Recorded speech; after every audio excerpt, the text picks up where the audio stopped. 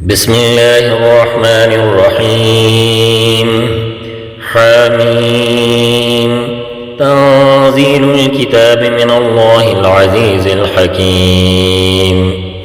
إن في السماوات والأرض لآيات للمؤمنين وفي خلقكم وما يبث من دابة آيات لقوم يوقنون.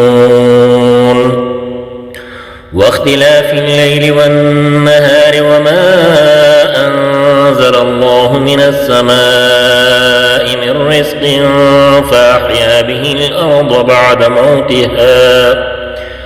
بعد موتها وتصريف الرياح آيات لقوم يعقلون.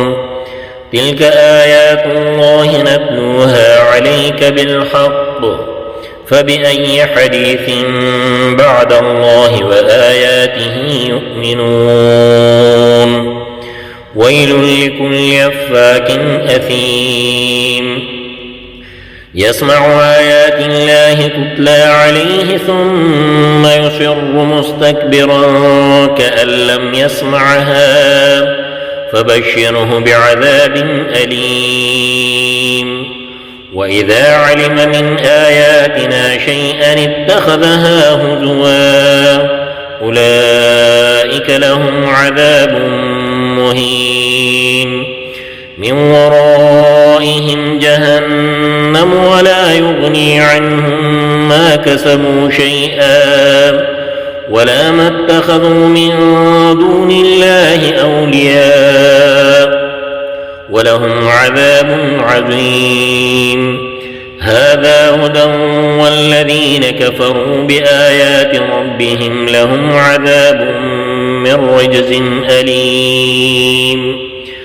الله الذي سخر لكم البحر لتجري الفلك فيه بأمره ولتبتغوا من فضله ولعلكم تشكرون.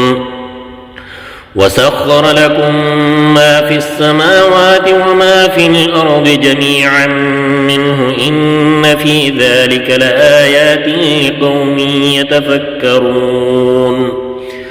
قل للذين آمنوا يغفروا للذين لا يرجون أيام الله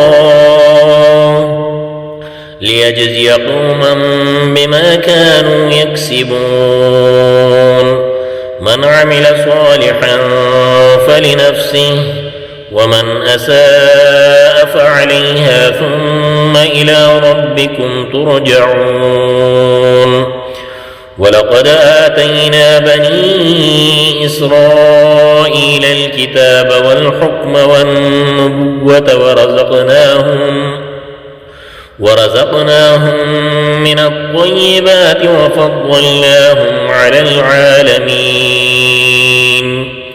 وآتيناهم بينات من الأمر فما اختلفوا إلا من بعد ما جاءهم العلم بغيا بينهم إن ربك يقضي بينهم يوم القيامة فيما كانوا فيه يختلفون.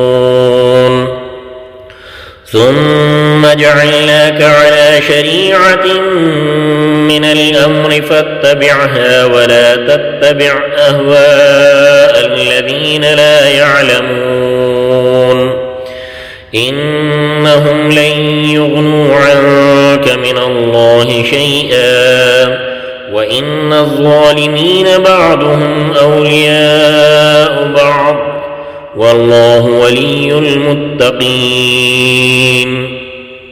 هذا بصائر للناس وهدى ورحمة لقوم يوقنون.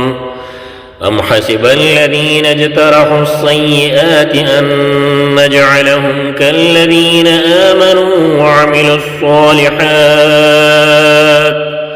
وعملوا الصالحات سواء محياهم ومماتهم ساء ما يحكمون. صدق الله العظيم.